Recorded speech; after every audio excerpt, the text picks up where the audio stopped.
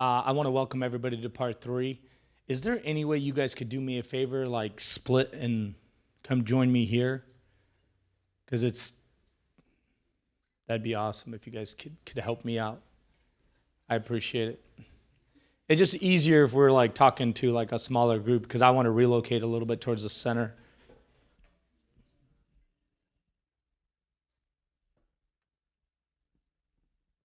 Thank you.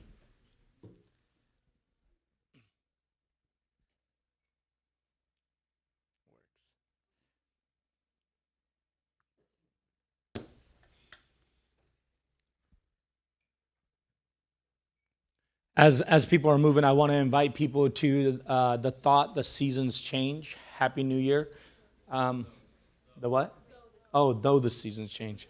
That actually makes a little bit more sense. I was like, who did? Okay.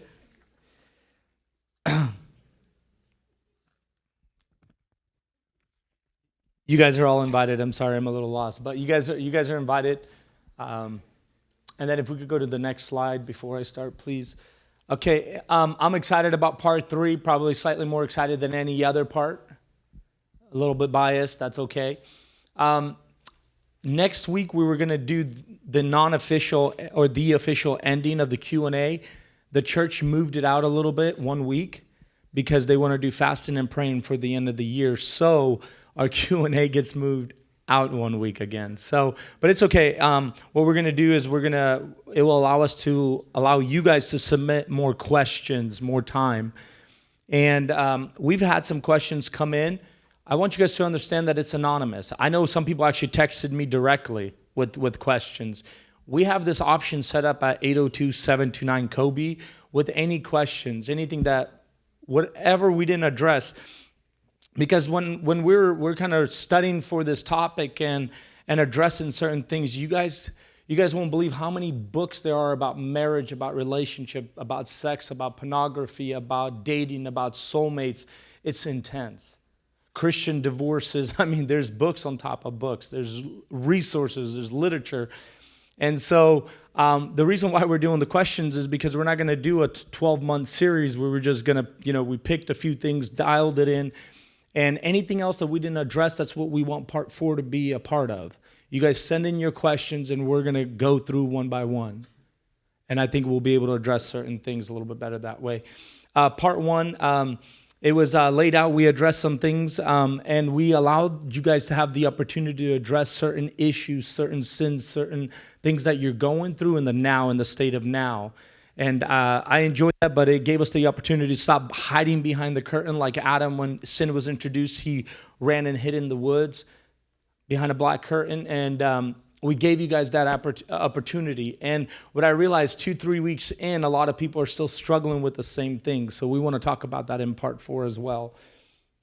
Part 2 was the importance of becoming one, not finding the one, right? The soulmate and everything else, but it's like the blender. Marriage is like a blender, right? Becoming the one.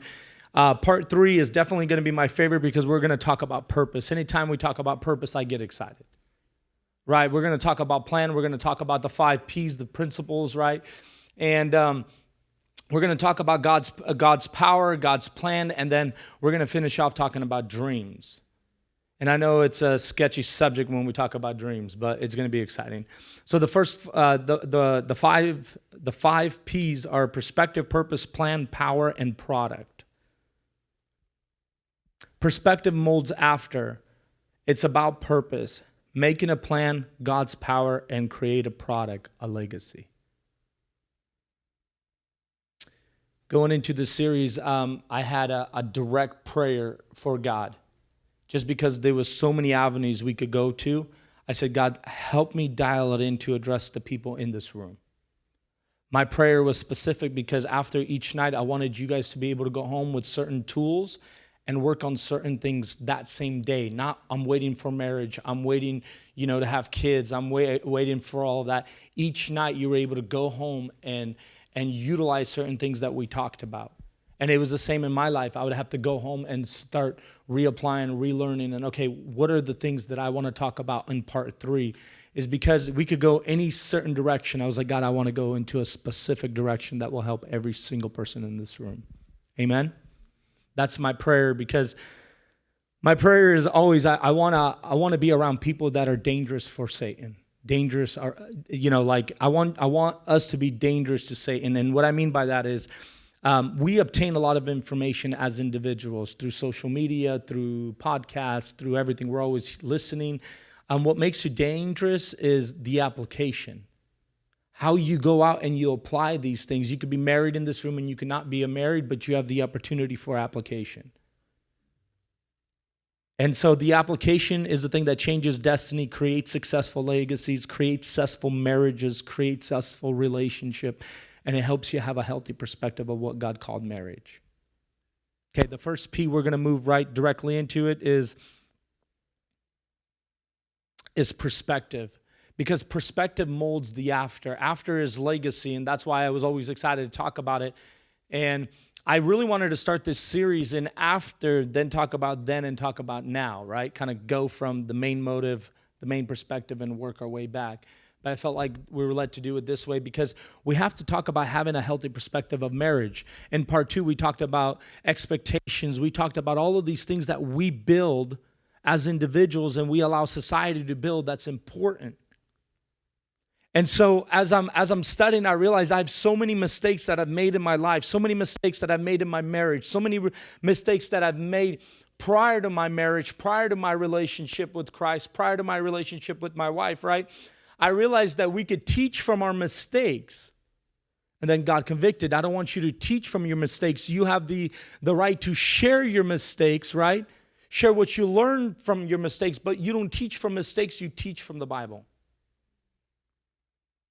We want to teach certain facts today, like certain things that are biblical. We're going to go through a structure that God designed because it's important. And I mentioned this Sunday night, but structure reflects the sovereignty of God. God had an intent when he created marriage. Is marriage the law? Do you have to get married biblically? No, it wasn't like something God created and said, everybody has to get married and you're running to get married. That wasn't the intent. God noticed that it was better for Adam to have someone there. God molds a perspective in his structure. One thing that I've learned about God through the years is God creates everything for success.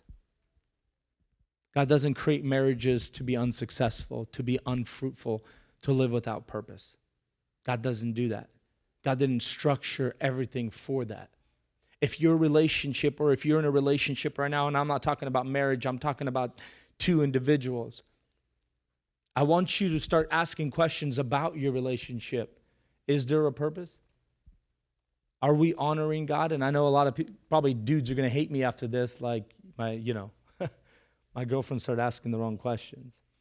But I want you guys to think about perspective because the way we look at after, I want to define after is we're so used to this word happily ever after, right? When we talk about relationships, it's happily ever after. You watch any movie, any kind of story, it's always leading to the point where people get married or get together. But it never talks about after they get together.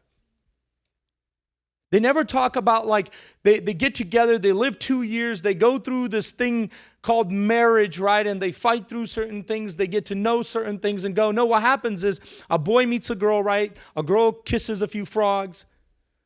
A boy gets, is a hero, saves a girl, right? They get married happily ever after. And there's always like this sunset, guys, they're driving out in like an old Camaro, right? It's like this beautiful scenery thing. Because even when we talk about after, like if I was to talk to our youth pastor and say, hey, how did you guys, when I talk about marriage, I would ask how they met, how him and his wife met. I would come up to Alina and Eddie and say, hey, how did you guys meet? We're always so concerned about the destination, the meeting, the rose petals, right? All of the emotions initially. Well, that doesn't build a healthy perspective. Is it interesting? Yes. We're talking about successful marriages. We have to have a healthy perspective. We'll sit down. I sat down with my grandpa and I said, hey, how did you meet your first wife? How did you meet your second wife? She passed. My grandma passed. And then on my mom's side, I know she had 4 stepmoms. Like they died. And always the questions, how did they meet? How did this happen, right? And they were so like, the stories were like, well, we needed to get married. I needed a partner. Right? We're not used to that kind of mindset. You talk to someone from a different area, right? It's prearranged. But they still have a perspective, even through prearranged marriages, they still have a perspective of what marriage is. There's a purpose. There's a task. And so when we have a healthy perspective of marriage, we understand what after means. After isn't when you get married. After is influenced by your eternity. Your eternity is actually a reflection of your after. And what I mean by that is the way me and my wife live, the way we set up our legacy, the way Josh behaves, right? You guys seen that video? That's my son, right? And we didn't plan that for the series, but we were just at Safeway and he starts talking about him trying, like, Dad, teach me how to be a real man. Real dad. And you're like, why would an individual say that, right? And then as life unfolds, we start realizing certain things. It's about perspective.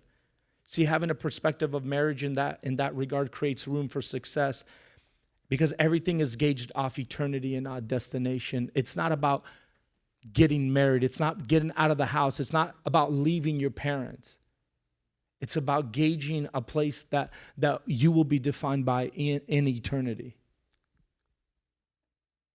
And when you gauge stuff off like that, you will fight less dumb fights. You will focus on purpose and not satisfaction. Your marriage won't be about isolation and self-centeredness. Your marriage won't be just about guys' night. It's cool. I went out and played football with the youth. I played soccer. I mean, it's okay to get out. But I don't leave the workplace and so excited to make sure I don't go home. See, after is determined not by how you got married or how you met. It's how you fulfilled marriage. I want you guys to hear this. Marriage is about how you fulfill it, how you fulfill that purpose. We're going to speak of legacy. See, we create this illusion that when we talk about legacy, it's always in a great sense. Like, people are always excited to say, I'm going to leave a legacy behind. I'm going to start this so I can leave a legacy behind. It doesn't matter. Everybody's going to leave a legacy behind. If it's a good one, great. If it's a bad one, not so great. But you're still going to leave one. And then the idea of all of the perspective is the perspective helps you set up a successful legacy, a good legacy, a legacy that is honored by God. And today, the reason why I'm going into these 5 points is it might seem a little dry, and we're going to do a lot of context reading. We're going to read from the Word of God. Is because when I'm scrolling and I'm reading through like, okay, this is how marriage should be, this is what it is, I realize that a lot of focus goes on happiness. A lot of it is about, having sex or just having children or getting a career, right? It's focused on certain things. And I said, God, I want to focus on things that they will remember for a good long time. Like they'll leave and they'll remember this. So the fun begins, okay? You guys ready to read from Genesis? Who's ever ready, if you guys could join me from Genesis chapter 2. We're going to do a little bit of reading.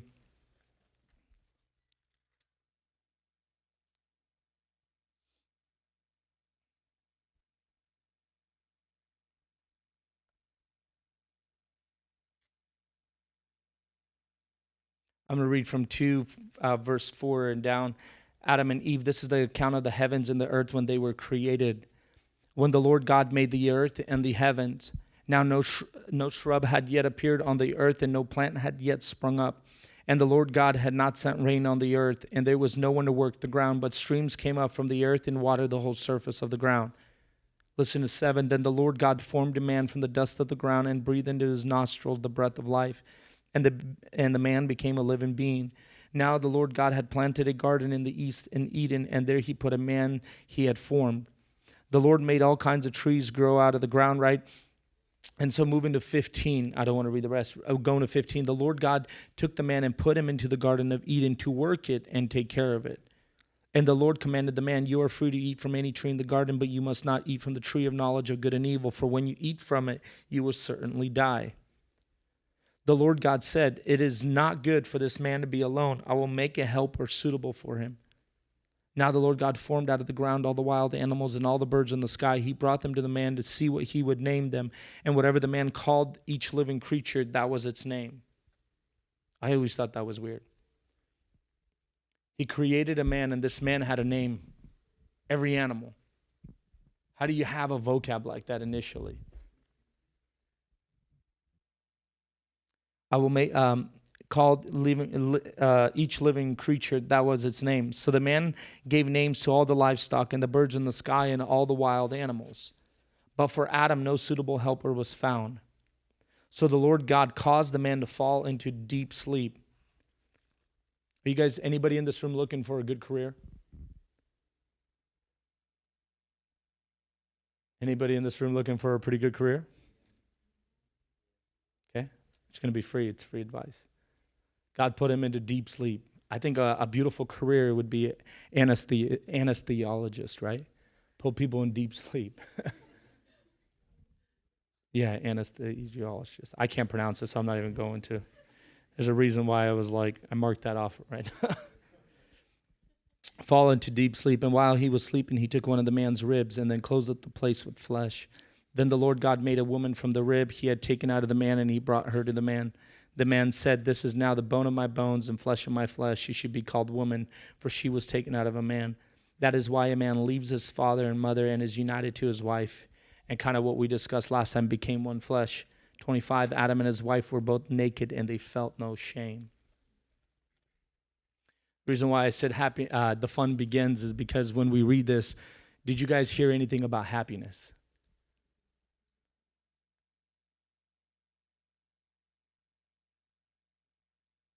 When we talk about marriage nowadays, what is the first thing that comes to people's mind?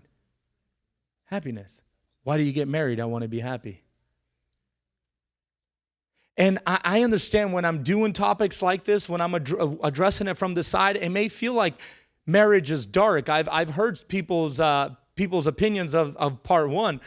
Certain people said like, hey, we're rethinking this whole marriage thing. Right? It looks a little dark. It looks a little hard. It looks like a lot of work.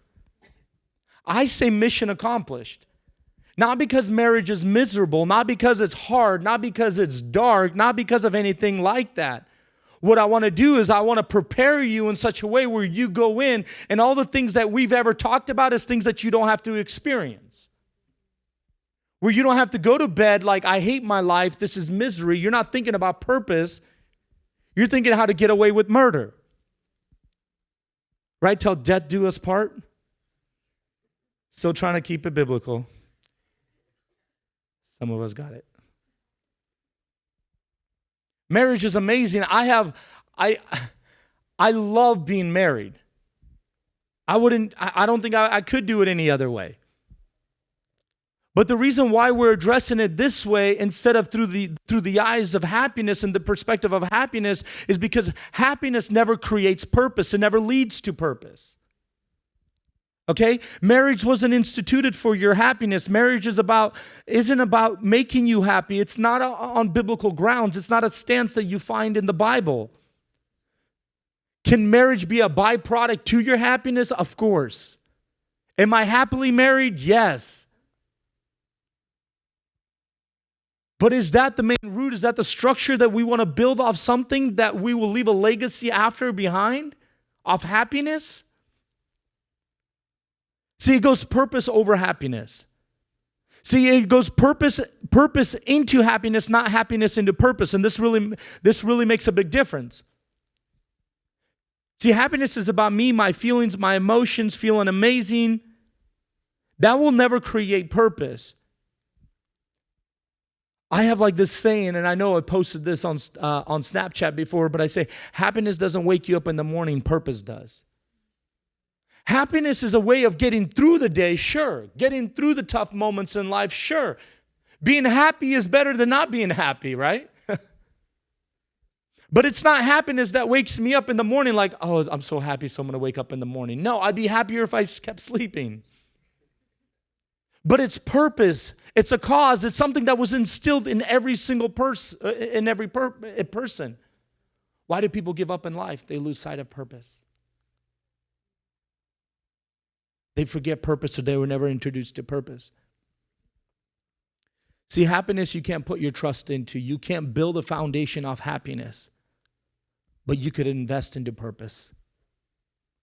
I'm willing to bet every dollar I have in my bank account into purpose because it's a structure that is found in the Bible. See, when we structure everything around happiness, it's about sex, vacations, career, kids, white picket fences, Priuses. I had to add that. Football. Understand my heart. Sex, children, vacations, everything else that a marriage, that we could share in a marriage, that's beautiful, but that's just frosting on a cake in marriage. That is not something you want to build off of. Why do you want to get married? I want to have sex. Or you hear this like, I'm tired of struggling with these passions. So Paul says you should get married if you, no, listen. Paul would never go against the word of God. And the word of God says you should be self-disciplined. You should have discipline, forbearance, right? We learned all those things. So if you're getting married because you have a pornography issue and you don't have self-discipline, so you think marriage is the answer to that, let me be real with you guys. You'll still struggle with those passions. Because your purpose isn't about sex. Right? A lot of people, I just want to be happy, so I want to get married. That's not the greatest purpose in what's it called? In marriage. You should still have self-discipline before you get married because that's the fruits of the Spirit, right? Because when you get married, you're still going to have to practice self-discipline. It's not like you get married and you don't need the fruits of the Spirit because the things that you lack, I lack in self-control. I'm just going to borrow from my wife. It doesn't work that way. You have to obtain that in the now. And we don't really have to go deeper into that, right? Do you guys understand that it is a requirement for you to be married? If you can't control yourself before marriage, it's going to be a little bit tough afterwards. I know I threw children in there, and I did that because I wanted to. It might sound weird. Why would you want to? Because we could, I understand many people in this room actually don't have children, okay? But I want you to remember this. It's so easy to put your identity into the lives of your children. I know this as a father. It's so easy to be excited when your children are succeeding and your identities are wrapped into their progressions. Right? This is my legacy, Josh, right? He's going to be doing football because I never made it, right? He's going to be doing this because, right? I was never good at music, so I'm gonna just force my daughter into this, right? And your identity is wrapped around them, and God forbid they say, I don't want to play football. Oh, no, you do. Or God forbid they come second place, right? Then your identity is like detached, right? When we talk about children, we always associate it with purpose.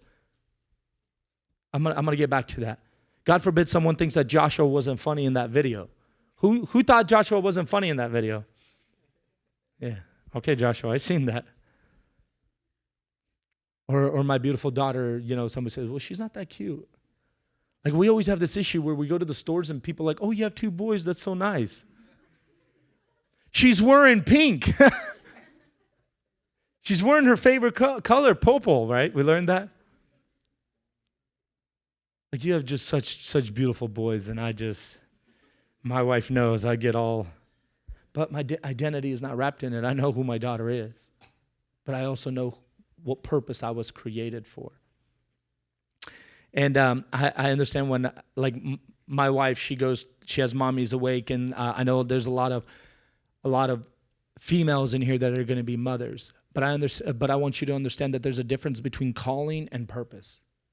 And we sometimes confuse the two. We feel like my purpose is to be a stay-at-home mom. This is my legacy. The legacy is to raise these children. So my purpose is that. Listen, that is not your purpose. Your purpose cannot be a stay-at-home mom. Your calling could be a stay-at-home mom, but never purpose. Our purpose is to glorify God. Our calling is a thing that God gives us so we can fulfill our purpose. Purpose is greater than calling, but you cannot complete your purpose without your calling. If I say I'm a preacher, right, which I don't categorize myself as right to be a little weird, I'm a preacher. But Let's say I'm a preacher. Is that my purpose or my calling? Is that my purpose or my calling? What is my purpose? Okay, so a lot of people like, my greatest purpose in life, and they build their identity around their children's lives. And what happens is sometimes when these kids leave God for a short season, what happens?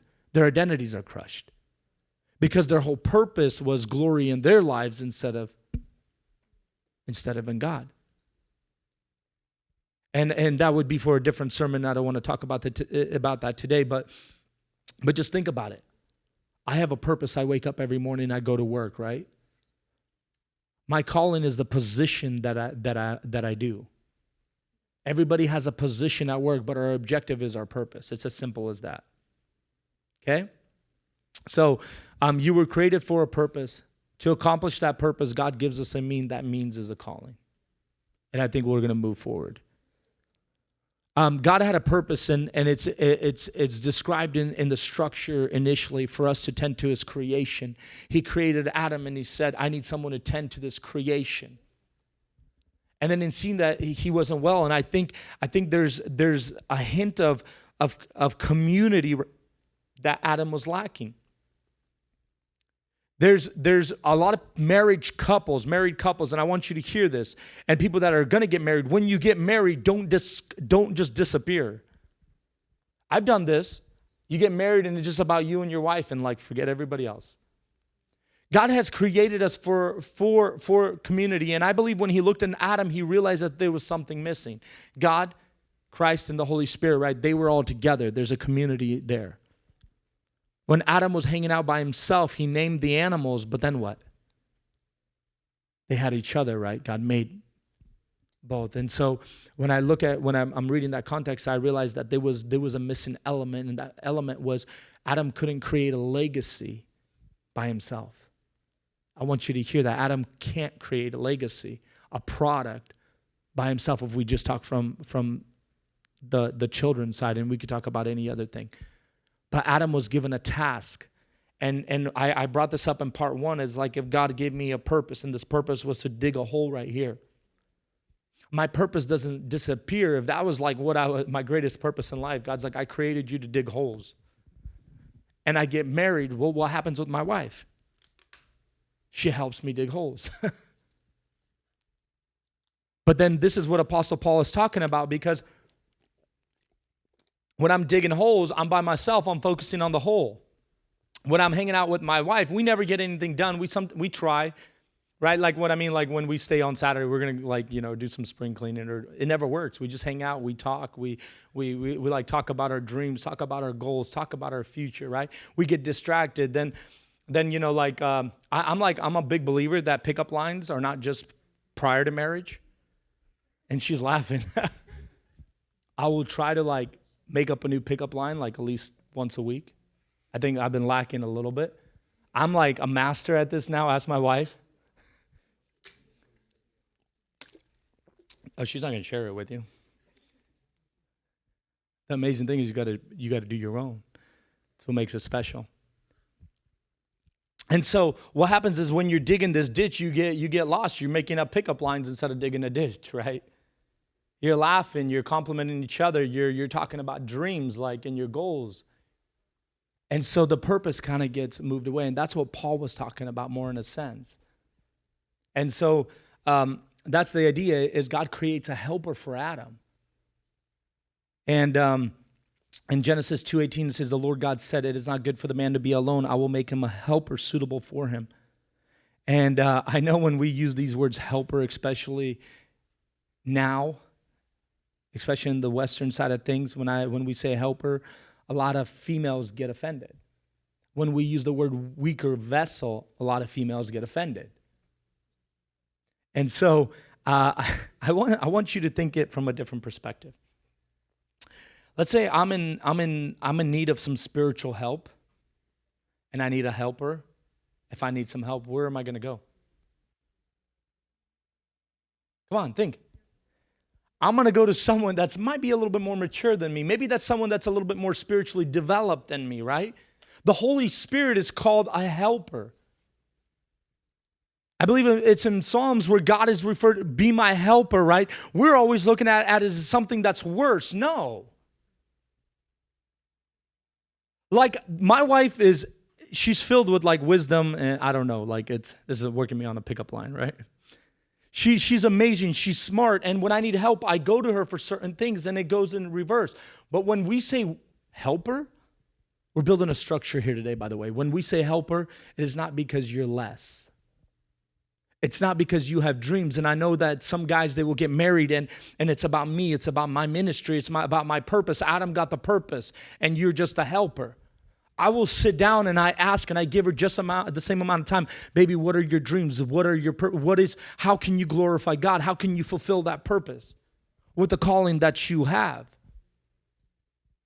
I'm asking these questions, and a lot of people are like, well, she was talented. Like, what's the point of you going and you doing piano, going to missionary, doing all of these things, preparing yourself, and then you get married, and the husband's like, our purpose is for you to help me, and I'm going to just stay home, play Xbox all day, or like do something, I don't know, something less, right? And her purpose is dying every single day. And I want you to envision something rottening. You see marriages where they get together and they just rot because one person doesn't allow the other person to do the other thing that God has given or instructed them to do.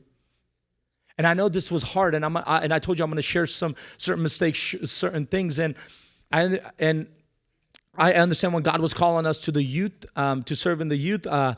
We just had our firstborn son. I think, what was he, like 3 months? No, he must have been a little bit more than that. But I know that my wife had such a hard time with it, and I'm sharing her story because it has an amazing outcome, because I want you guys to understand purpose. I would come home, and every time I would leave to go serve, it was like this barrier in our marriage.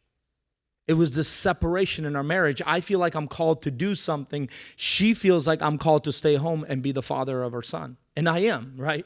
But in a sense, well, what happens is when marriage was instituted, and we'll talk about that in the next P and plan, when did Satan show up? Did Satan show up when it was just Adam chilling in the garden? No, it was as soon as it was instituted, as soon as they became one, right? Became one flesh, Satan shows up. As soon as marriages occur, as soon as you step into your purpose, Satan shows up because there's certain significance there. Satan doesn't go to a dead party. And if you're living a life of just a dead, there's like no heartbeat, no purpose, Satan, he's not going to go bother you. He doesn't need to go bother you.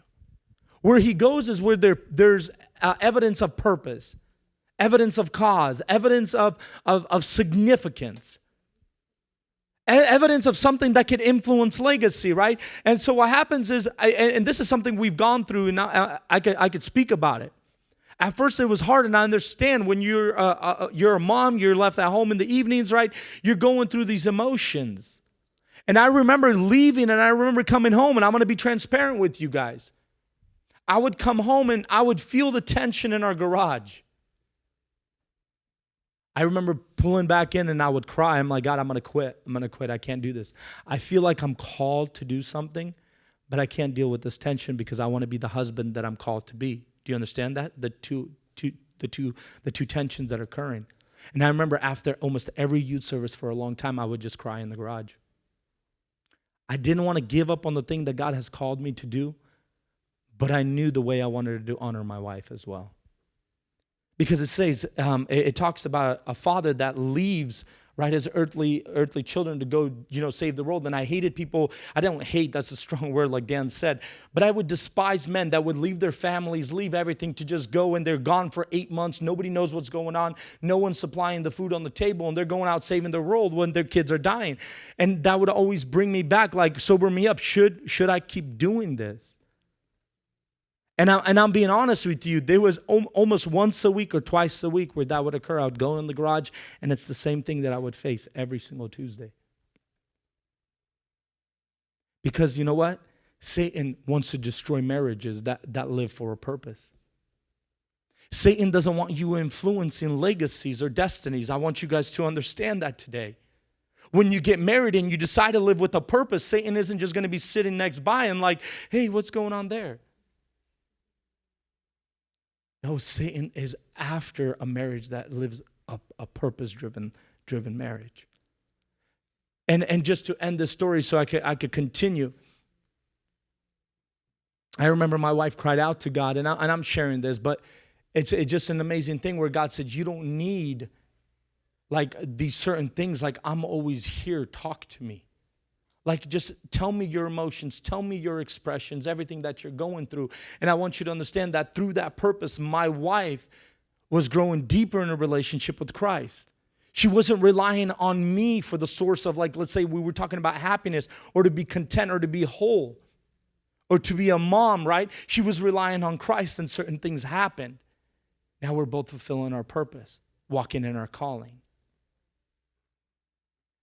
And so that's the only reason why I'm sharing these things is I hope it helps someone.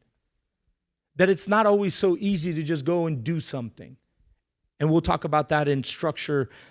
I know I mentioned that a few times. We'll talk about that a little later, but we will today. And so when we talk about helper, don't feel like you're being belittled. And I'll read that from Galatians 3:28 after I speak about weaker vessel, because when we talk about weaker vessel, everybody's like, oh, you're the weaker vessel. Listen to this. Weaker is gentle. She may be weaker, but she's equal. She didn't get less grace or less of the cross because she's a female. In Galatians 3:28, it says, there is neither Jew nor Greek, there is neither slave nor free. There is no male and female, for all are one in Christ Jesus, equal. The way he looks at Annie, the way God looks at Sergi, the way it's all equal. It was the same blood, it was the same price that was paid for the individuals. And the third P is plan, and I want to tie those two in because I didn't want to separate them, but I just too many P's. I had process, I had prayer, because if you want to have a healthy relationship with your wife, they always say a family that prays together stays together, right? You guys probably heard that, right? A family that reads the Bible together stays together, right? And so one of the P's was prayer, but I removed it because that should just go side by side. It shouldn't even be involved in a prayer. That should be something you're doing now. Like, I'm going to get married and I'm going to pray. Hey, we got to go back to now. So there's a spot in the Old Testament. It talks about picking your path. It says two people will decide on their path and go. And we talked about being equally yoked, right? When I believe it was Peter, he was talking to the widows and he was saying, if you're going to get remarried, I don't care who you get remarried to, just make sure they're a believer. That was his only requirement. And so I want to say that we talked about that in expectations, right? The things that are a necessity, but equally yoked. And we mentioned this earlier, but it was a yoke that was put on two oxen, right? And that was for them to travel in one direction. And these oxen had a purpose. It was to plow. They had a duty. And basically they would be partnered to help each other so they could do more. And so that's the thing about marriage is I was partnered with my wife, let's say that, right? So we could serve more efficiently. I always have someone that's praying for me. You know how amazing that is? We're driving here, she's praying over me. I come home, she's praying for me. Same thing with me, right? I'm out and about and I'm praying for her. You have someone that's always doing a prayer of intercession for you if you have it the right way. You have to choose a path and you have to go, but it's something you have to choose today. If you're thinking, hey, I just want to get married and I don't care if they're a Christian or not, I would love for you to rethink that, because that's not on biblical grounds as well. It says, me and my house will serve the Lord. That's how you go in one path. Part two of that plan over path is why over who. See, we put such a significance. If you go through all that literature, most of the literature talks about picking the right soulmate, right? We talked about getting the right person. Do you know that it's not the who, but it's the why? It's not who you marry, but it's why you marry. And I know we talked about the significance of picking the right, getting with the right person, right? Traveling in a certain direction. And that's important because they will dictate a lot in your marriage. They'll dictate a lot in your marriage of who you marry. But I believe if two people get together and they understand the why God instituted marriage, for people to be able to, help each other complete a purpose better, fulfill their callings better. If you understand the why, the who doesn't make that big of a difference. See, we put our expectations prior to purpose. If we were thinking about marriage, right? If we drew a thing about marriage, we would draw marriage, we would put expectations, and somewhere down here would be purpose. Because we care about the who more than the purpose. We care about the who more than the why. Does that mean that you shouldn't be attracted or anything? No, that doesn't mean that. The who is important, but the why should come first. The why dictates a lot more than we allow it to. The who is important, but the why of marriage will help you stay on the path of purpose. It will also help you stay true and alive in the spirits. In Genesis 3, right, we talked about as soon as the wedding takes place, Satan shows up, tries to steal their purpose, you will truly die, right? He's talking about spiritually. And I wish we could really go into that, but Satan destroys or he distorts God's structure right there in the garden. What he does is God has a structure for his sovereignty. Well, what occurs is Satan goes there and he says what? Don't tend, don't be a creation, be the creators, be like gods. God doesn't want you to be God. He influences and changes their identities. He changes their purpose. We would rather be gods rather than serving a God. And we will look at marriage. We would rather have marriages being treated like gods. Remember we talked about that in part 1 where they get married, they're laying in bed and they're waiting for the other person to do something. And they wake up to a really rude reality. The wife is waiting for the man to get up and treat her like a queen. And she's waiting and waiting and nothing occurs. And then the man is sitting there like, I'm going to get treated like a king today. Right?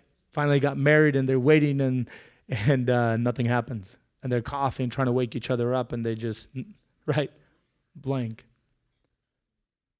They get introduced to the realities of life, right?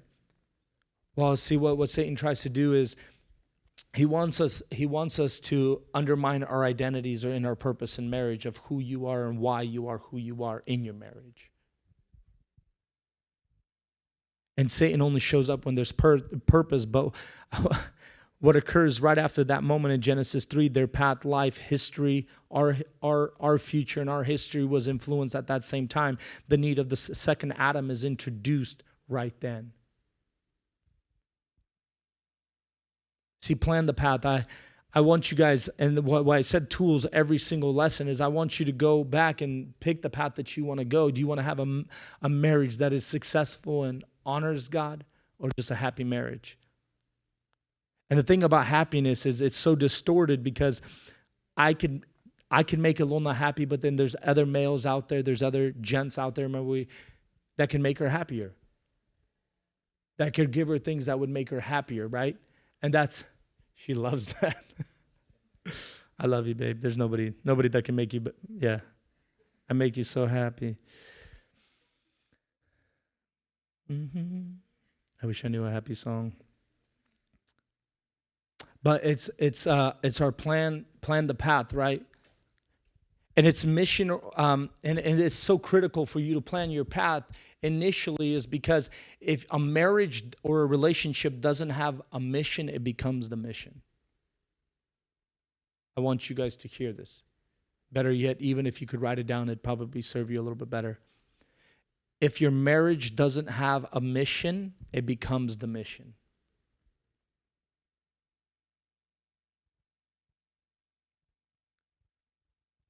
See, marriages need a mission because a mission allows something to be greater than them. Greater than our happiness, greater than our vacation, greater than our picket fences. See, without a purpose, without a mission, what happens is they try to fix each other. They try to correct each other. They want to be right? Like, and you notice, like, you should plan ahead of time. When we get married, I want to be involved in the community. I want to be a part of the church. I still want to serve. I still want to go to youth services or whatever you want to do. But plan to stay committed to the cell, to the body. Like, it's not about you. I'm going to get married and it's my excuse to leave the church. I'm going to get married and it's an excuse never to see my mom again, right? Whatever your reasoning is. That's not my reason. I love my mom. But listen, hear this. If a marriage doesn't have a mission, it becomes the mission. And you realize this in life.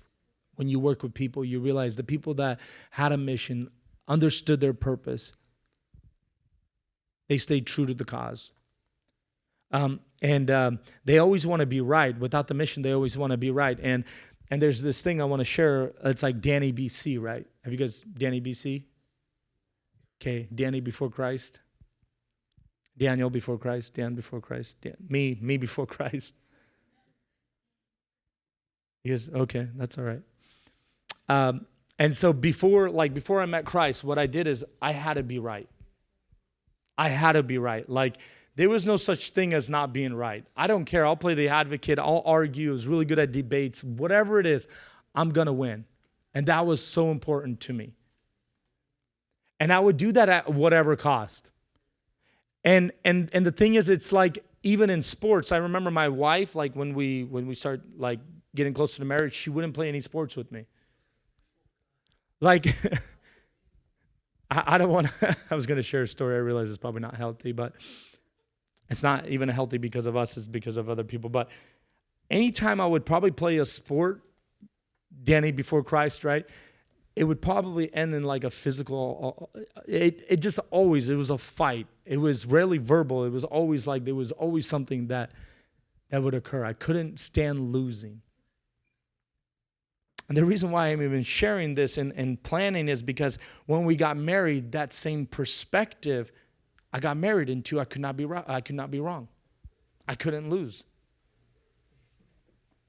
Like, if me and my wife would talk about something, it would be direct that I need to be right. There was no such thing as being wrong. And she's okay, whatever, right? And that would frustrate me even more. Like, how do you not want to argue? How do you not want to be right?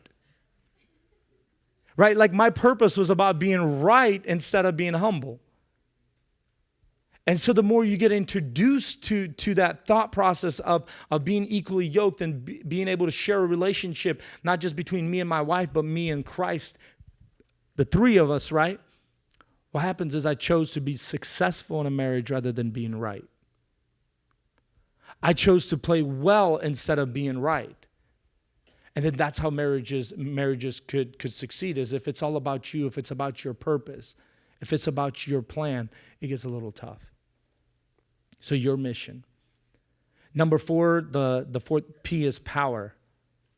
I believe every marriage needs God's power.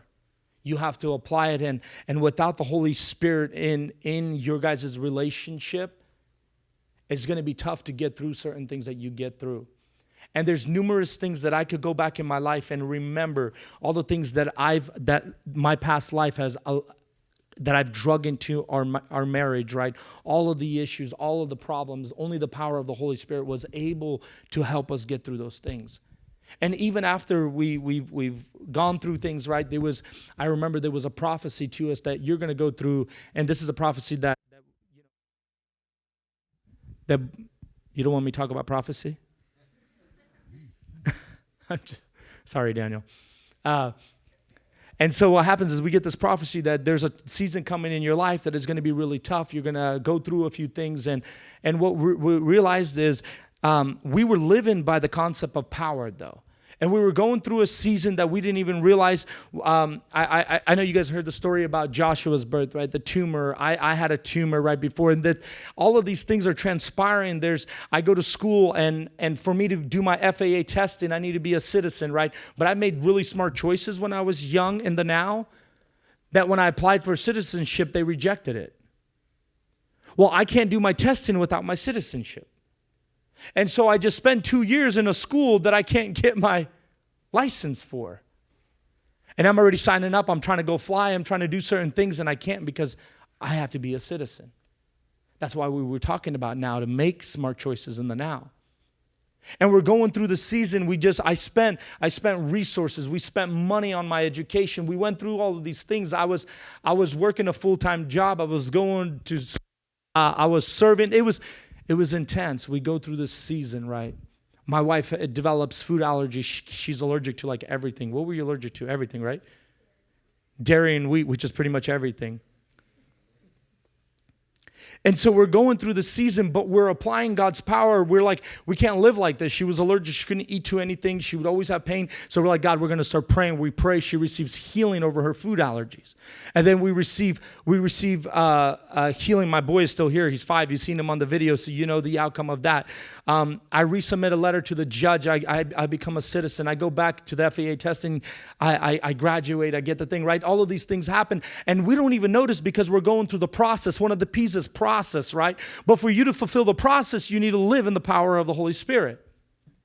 And we go through this, and I don't know what happened, but we end up hearing that prophecy again after the season was over. We didn't even remember it when the season was there, and we're like, wait, we were supposed to be in a hard season. When were we ever in a hard season? And then we start going back. We went through that. We were sick here. We lost money here. Like, we start naming things. And we're like, wow, that's a pretty tough season, but we didn't even feel it because we had the power of the Holy Spirit. You could be going through those things, but you need the power. But for you to have the power, you have to have a structure. And when we talk about structure, a family, a structure that's a healthy marriage, you have to abide by it. And it is found, there's power found in the structure that God created, that we spoke about. In Ephesians 5:23, you guys could either read or follow with me. You guys could read with me if you want. But in Ephesians 5:23, it talks about the structure. It says, for the husband is the head of the wife, as Christ is the head of the church, his body, of which he is the Savior.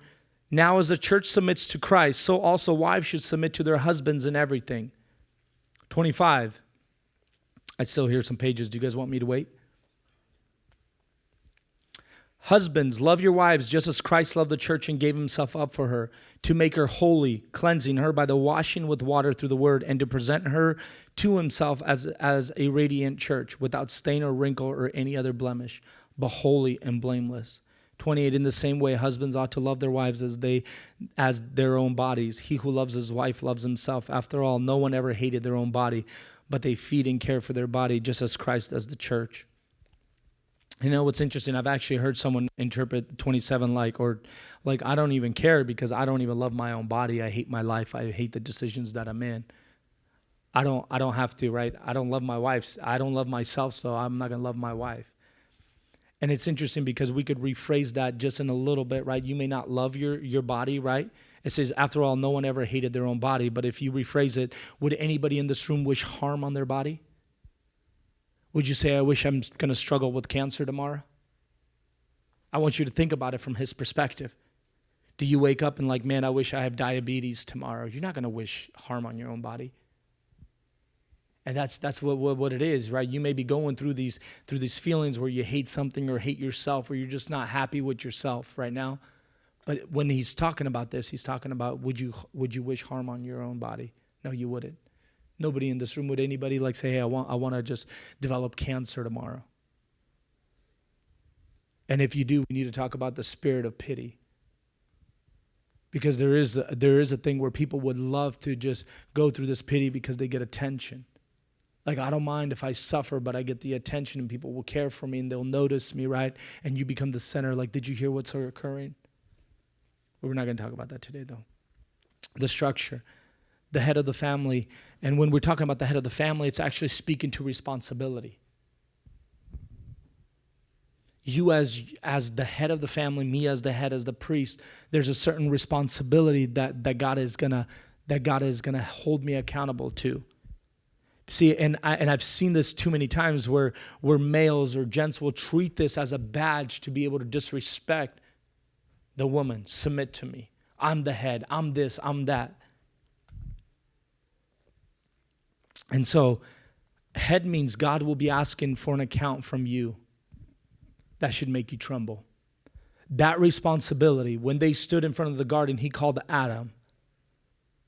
When your family stands before the throne, why we're talking about after is you're going to stand and he's going to hold you accountable for your guys' marriage. Why didn't you guys live in purpose? Why was it about this? Why was it about that? Why was it always about happiness? Why was it never about the gospel? Why was it never about the purpose? Why was it never to tend to the creation that I've created you for? Tending to the creation is everybody that's around you. In your workplaces, in college, in the grocery stores, in anywhere that you go. That's tending to the creation. There's always a purpose. There's always possibility. And I know I hear this. I'm a manager at work, and so what happens is everybody's like, well, I wish I was a manager. You never have to work. Okay, that doesn't even make sense, but that's fine. What they mean is you never physically have to work. And they always say this also about leaders. Well, if I was a leader, I would do this. Do you guys understand that with every leadership, all leadership means, all management means is that there's responsibility that someone holds you against. Do you understand that? Holds you accountable for. That's how the structure goes. And it's like a lot of boys will grow up and want to get married, but the only responsibility they want to do is update or make sure their Xbox Live is up to date. It's like that's accountability. Like, you won't be able to do that if all you care about is porn and Xbox. You're going to stand before the throne. And that scares me as a priest. That scares me seeing men in this day and age. Like, there's a certain fear that I have in my life. I fear God. There's certain things I won't say. There's certain jokes that I won't even go to. There's certain movies or places I won't even go to because there's a certain fear, a healthy fear that's in my life. And when it comes to marriage, I have that same fear. When it talks about being the head of the family, that fear is a thing that I reflect on. When I raise my kids, it's like when we talk even about discipline, we think that discipline, I know, we're not parents. Just listen to this, please. Discipline doesn't start when someone misbehaves. Please hear me. Discipline doesn't start when my boy misbehaves, right? It's 6 o'clock, 7 o'clock, and he's going, bunker's right, he misbehaves, and I discipline him. No. Discipline starts in the morning when I wake up. Discipline is when I wake up. Do I choose to read the Bible as a priest? Do I take my family downstairs and we read the Word of God together, and do we pray together? That's discipline. Everybody's like, okay. I was like, something's happening and I'm not even invited. So when we talk about discipline and being able to account for certain things in your life, it doesn't start in marriage, it starts in the now. And we kind of mentioned that earlier. And when we talk about head, because I don't want to spend too much time, she's your wife. You're not your wife's boss, and she's not your slave. I heard a guy say, you know what, I would just always tell my wife that she's fired. Like, if I could fire you, I'd fire you. Like, I think there's like a missing element. And I was talking to someone recently, it was like 3 days ago, and I said, even when I didn't believe that God existed, there was a certain fear that was in my spirit that I couldn't say things and couldn't reject certain things of God because of God. You could deny his existence, but you still have this fear of him. I want us to develop that in this generation. I want us to be reverent. Like, when we talk about fear, it's always a bad thing. No, it's a good thing. The godly fear that I have is the thing that grounds me as a priest. It grounds me in certain areas of my life.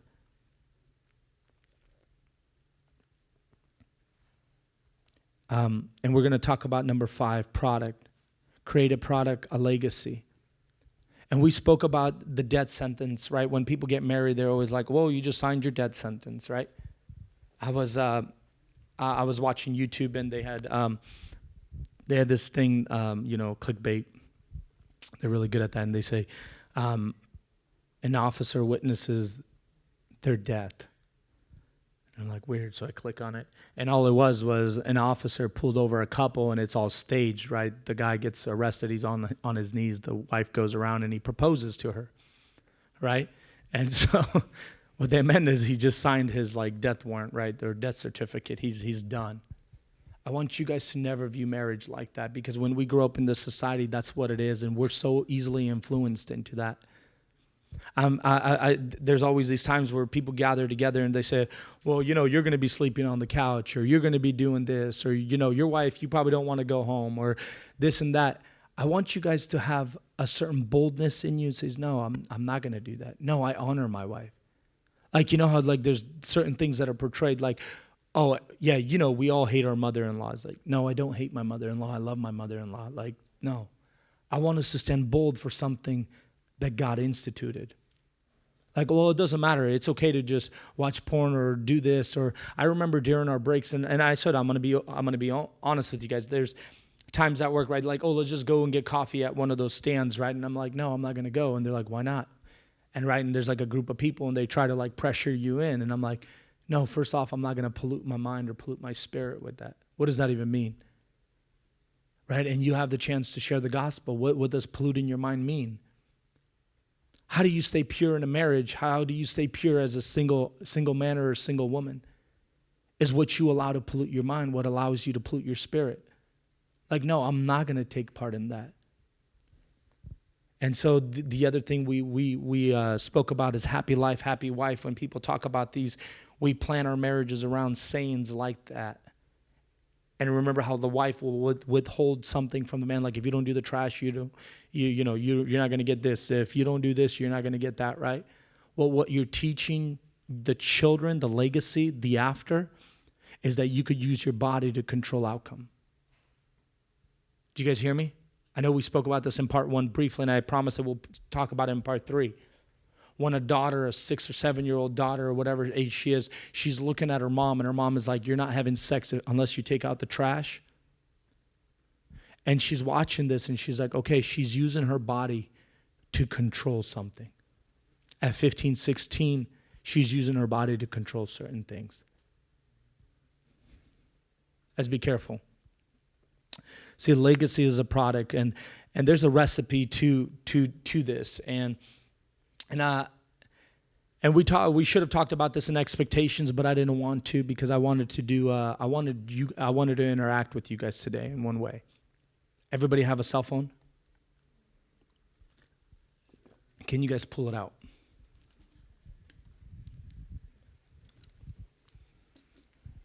It's only going to take 2 minutes, but I want everybody to participate. If you don't have a cell phone, I could give you one. David, go for it. Yeah. Okay. I know you guys have an app or something where you could take notes in. Evernote, maybe Apple Notes or whatever. I mean, just anywhere where you take notes.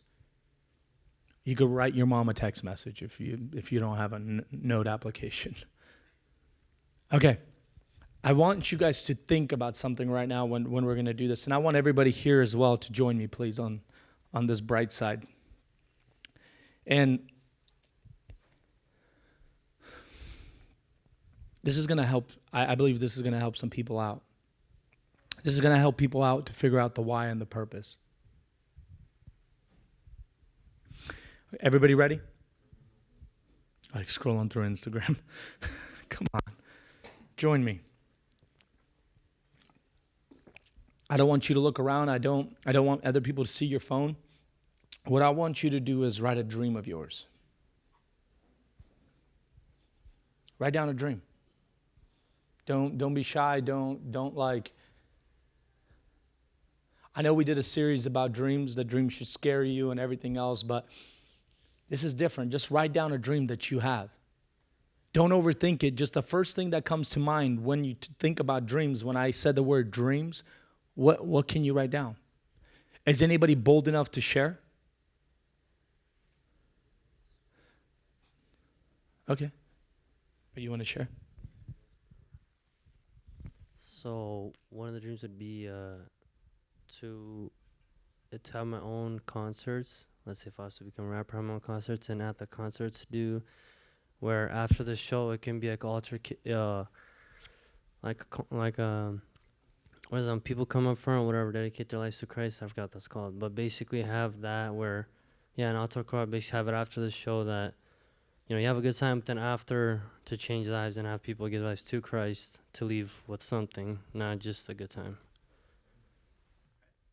Dennis, do you still want to go? Okay, I have a feeling there's going to be a theme, not about rap, but I'm just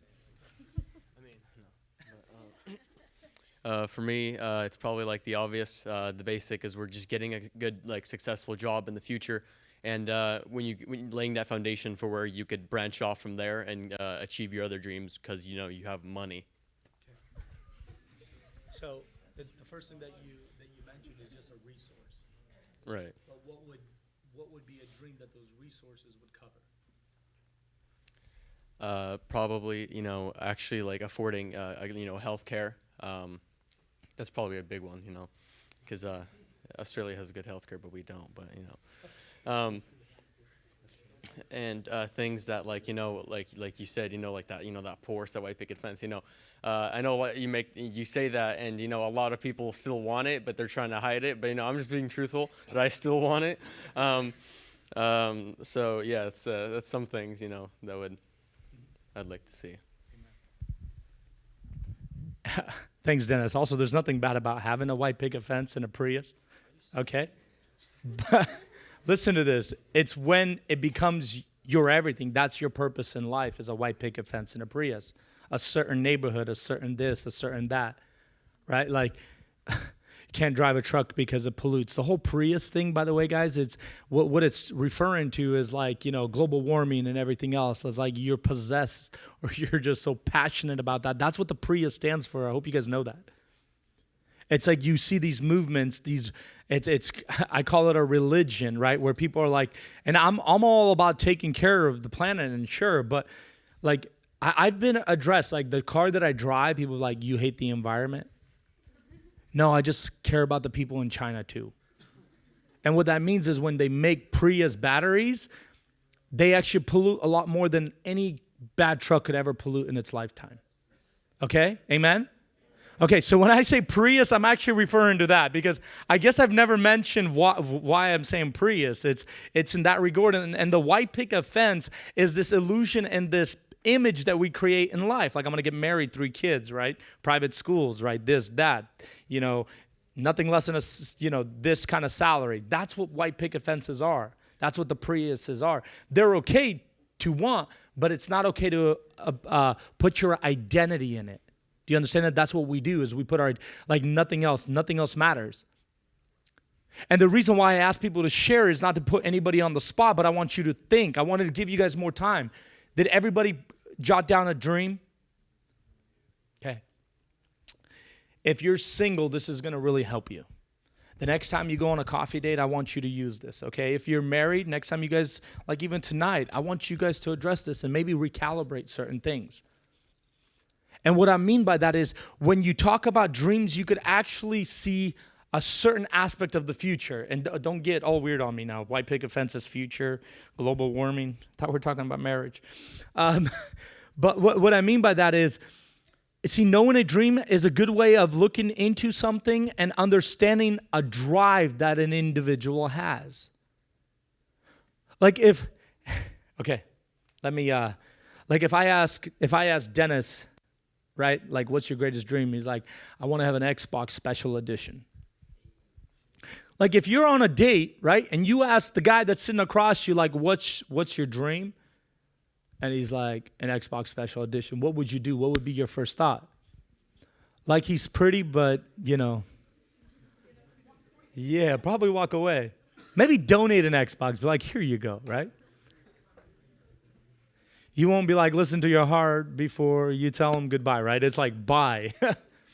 But the reason why I say this about drive, about a certain energy and certain everything else is because of this. If me and my wife were to sit down, and if you and somebody else was to sit down, and you guys sat down over coffee, and I want you to envision this, and it depends on the opposite sex, and I'd be like, hey, Vadim, can I see your dream?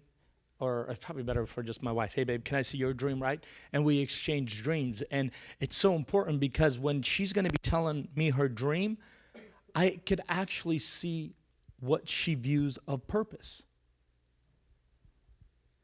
If my wife says, hey, my dream is to open an orphanage, I want to adopt some kids, I want to do this, I just want a legacy to be created. I want to make a difference. I don't want to just serve in third world countries. I want to start platforms here that's going to just make a difference. Like open a school for, buy a retirement home. I remember when I was younger, I really wanted to buy an old retirement home, remodel it, and do like a school for kids that didn't have a place, maybe, and whatever, it doesn't matter.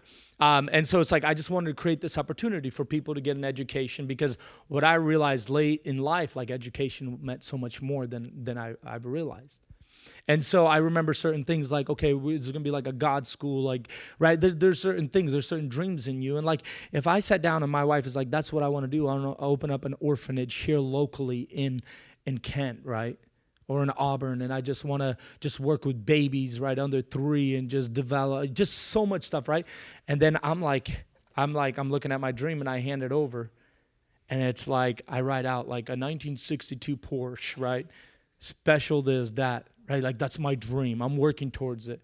And if I shared my dream first, I could be like, I want to have this Porsche 964, right, or GT2, and it has to be this, it has to be this color, and what I'm doing is I'm going to save up, from every paycheck $200, and this might seem shallow, but listen, that was, let's say, my dream, and I hand it over, and she hands over this.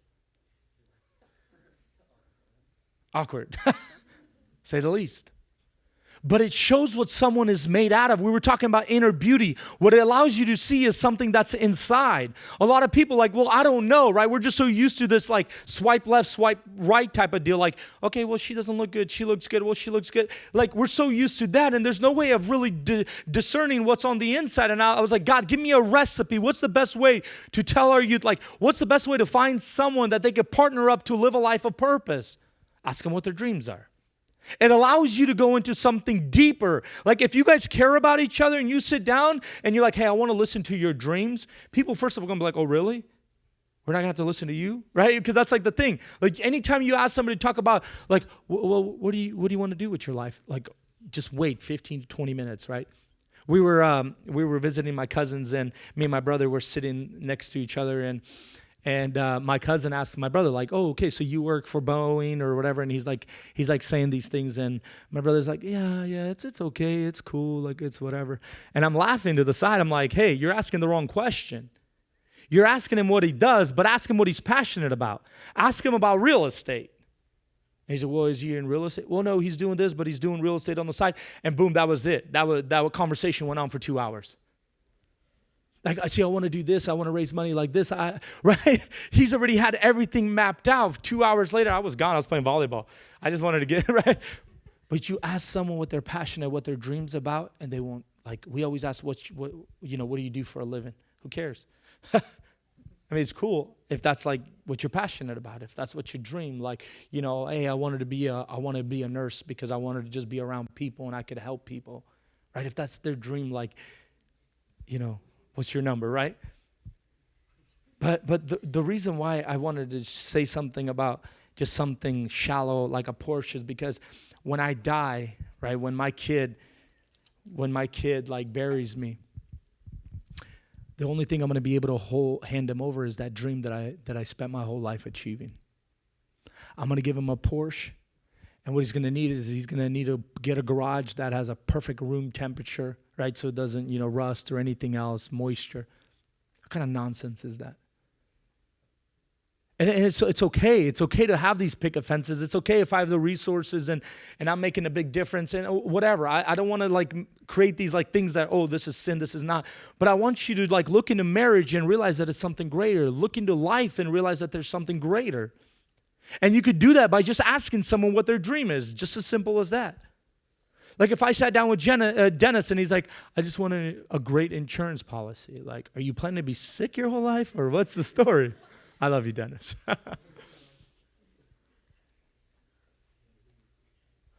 Like, if I was the girl, I'd go home and be like, God, teach me how to pray for healing, And so if my wife passed, or when the legacy and the after, and after is defined by your then is because what you strive towards together. After is not when you meet or when you die. It's a resemblance or reflection of eternity, something that never ends when you stand in the presence of God. And if we stood in front of God, I want you to visualize this, and God looks down on earth and he sees Maddie and he sees Josh and he sees our future kids or maybe adopted kids, whatever it may be. He looks down and he's like, wow, you left a Porsche. That's a nice looking Porsche, Dan. I don't know if God would ever say that, but let's just say.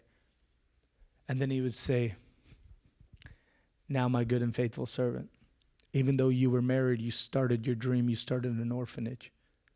And even though you're here in eternity, your dream is still given life. Even though you're up here, your dream is still given life. It's like your breath is still there. Your legacy is creating different destinies. Your legacy is altering legacies from bad situations that didn't have parents, that didn't have anything, right? They have a home now, and because they had a home, they were able to get education. Because they had education, they started a family. Because they had a family, they got a white picket fence, right? Because they had a white picket fence, they got a Prius. And because they got a Prius, they had kids, and the legacy continues. And life is extended because of a dream. How would I know what's inside our heart? How do you know who you're friends with right now, or like in a relationship? How do you know what they're made out of? Just ask them what their dream is. And I remember driving a week ago, and this just got me thinking. It wasn't like thinking less of this individual by any means. But we were driving, and this individual, it was after, and this individual says, hey, one day I'm going to buy a car from this dealership. And I'm like driving, and my first thought is like, I don't think, and this is just a way, this isn't like in any ignorant way. I was thinking like, I don't think I would ever dream or think of buying a new car from this dealership. What I would do is like, if I was to, it'd be like, I would own this dealership. That's, you know what I mean? And it's not like ignorance, but it's the capacity that you could dream and view things. Do you understand that? Like our capacity shouldn't be like I'm going to use the health insurance. Right? That's not what our capacity should be built off when we talk about purpose, or even when we talk about marriage. It should be a capacity that is tied into your purpose. Because your purpose has to be greater than life. Your dream has to scare you. Like if my wife came home and like, hey, when we got married, like, hey, I want to do an orphanage. Let's sell our home, get something this, that, right? Okay. It would be a different conversation. But you know what? No matter how long doesn't matter how long we've been married or what we've gone through, there's nothing greater than living in a purpose. We're always so afraid of bad marriages. And when we define bad marriages, it's like, what are you afraid of? Well, I don't want to get married. I don't want to be in a bad marriage. What does that mean? Well, what if I'm never happy? You know what I think is scarier than you never not being happy? Is not having a marriage that is filled with purpose. Not having a marriage that is creating a product called legacy. Like, I think that's scary. Like, if I'm going to die one day, and on my tombstone, it wrote like Daniel Gorbun, and like he had good health insurance, right? I love you. It's just perfect. It just works. I owe you one. It just works hand in hand. Because if you said like, I want to open an orphanage, it'd be like I would have to go to someone else. And so, like, if that was the thing written on my tombstone, it would be one thing. But all of us are going to pass. All of us are going to have this where we're going to leave a legacy behind, I pray. And so, a good or a bad, but you will.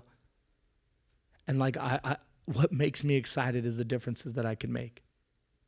Like, I remember at one time in my life, and this may seem like I'm bragging, but I'm not. This is the thing that gets me so excited. I remember someone calling and saying, hey, I think they were getting married or something, and they were like so excited, like, hey, you made such a big difference in my life. Like, can you like do my wedding? Or you like ordained? I'm like, no, I'm not ordained.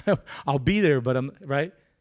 And then he keeps going on and like how God used me in his life. And then what's interesting, I come to the wedding, his parents come up and like, hey, we can't, express gratitude of what you've done and everything else. I chose purpose. And purpose changes situations and changes people. I look back through whatever years that I've lived, I've never regretted anything that I've done for God. I've never regretted any time that I've been obedient to God. I've never regretted, not once. It doesn't matter on the sacrifices. Like today, we were just, before this, I was like, hey, if I faint on stage, just, put water on me and let me finish the sermon. And the reason why I say that is because these last weeks has just been so hectic, and I've been sleeping about 2 or 3 hours a day. And like today I came to work, and it's nothing to do with the series, nothing to do with anything, just with everything else that's involved in life. And it's like, I wouldn't give that up, because things are changing. You're being a part of a difference. And you can only do that if you're not selfish, if you're focused on something greater. And so I know it's 9:20, but I just want to share another thing about product. Is there was a time where God had called me to something for me to be obedient in a ministry, and it was going to require a lot of me coming out of a comfort zone and doing something I never wanted to do. But I chose to be obedient because I believe that part of God's structure, obedience is the key to success. Okay?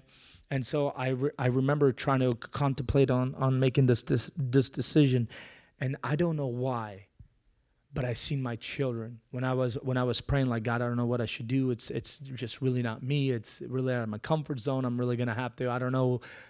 I remember seeing my picture, my kid's face, and God said, it's not about you. You're creating a platform for them.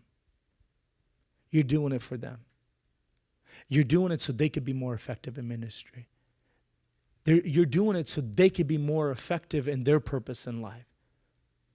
And I'm just like having this, and I don't know if it was, but it was like this little vision of my boy doing ministry, and my daughter, right? And it's like, okay, God, I'll go, I'll be obedient, I'll do this, and I'll do whatever, because it helps in the legacy. And I have a really good friend that you guys all know, and they always help out in on the kitchen side of things, on the kitchen team when we do camps and everything. And he was bringing his daughters with him. And I remember us sparking a conversation, and he says, well, I sometimes either rotates them, but he said, it's really important when I serve for my children to be there. And I was like, well, it's maybe a little tough. He said, it doesn't matter if I'm serving, I want them to be there, because I want them to grow up in a life where they've seen what their parents did, that it's normal to serve, that it's normal to love on people, that it's normal to care for people.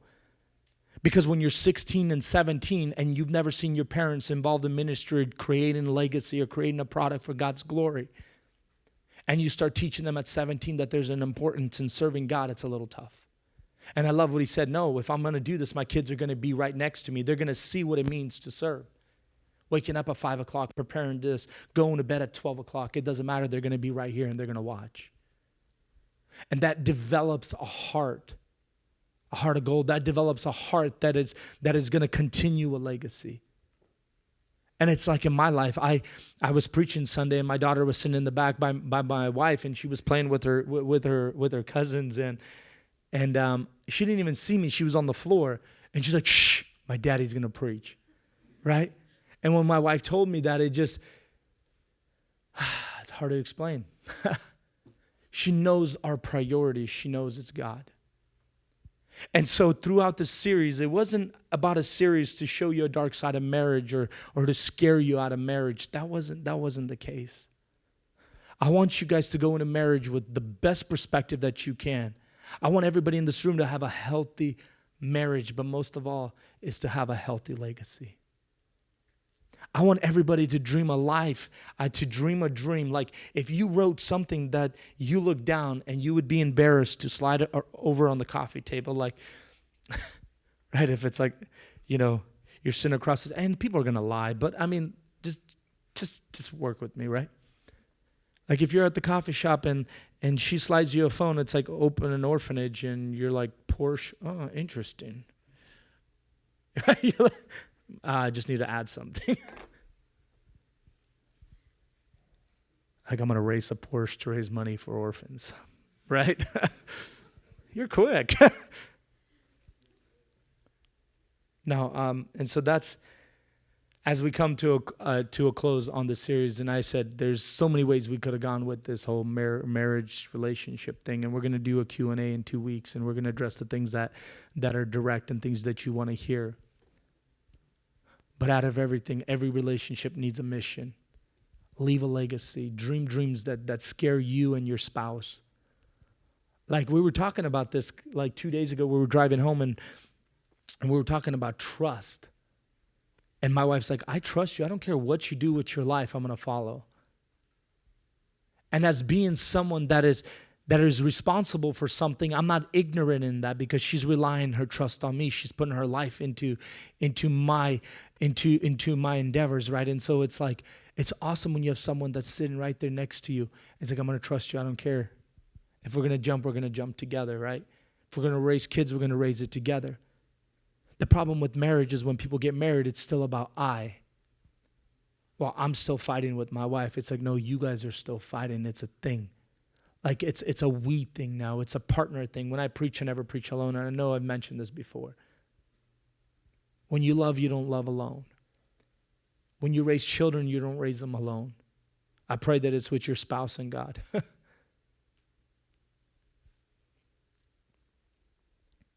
You're going to stand before the throne in eternity, and I pray that you have no hindrance.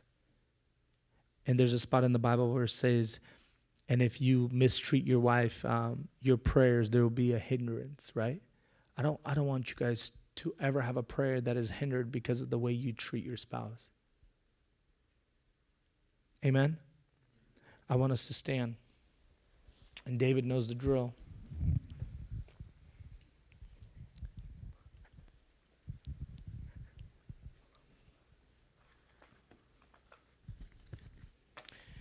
And on Sunday, Yev was preaching, and he was talking about Elijah. And I flipped another page, and I remember a story where it was talking that God was going to pass a mountain, and Elijah was looking, right? There was the rocks, the earthquake, right? The rocks moved, and then it was a really strong wind. And God saying, I'm not in there. And there was this gentle whisper, and that was where God was. And I know that everybody in here has a need, and I know we're going to end on needs, is because I want you to have a need to dream bigger. When we talk about relationships, I pray that you have a need, like, God, give me a relationship. If I'm going to get married, or if I'm going to spend the rest of my life with someone, allow it to be with someone that cares about you. Allow it to be with someone that is filled with your divine purpose. Like, I don't want to get married just to get married. I want to get married to be able to complete this purpose that you've called me to. That I could tend to your creation in a way that I could have never tended to without this person next to me.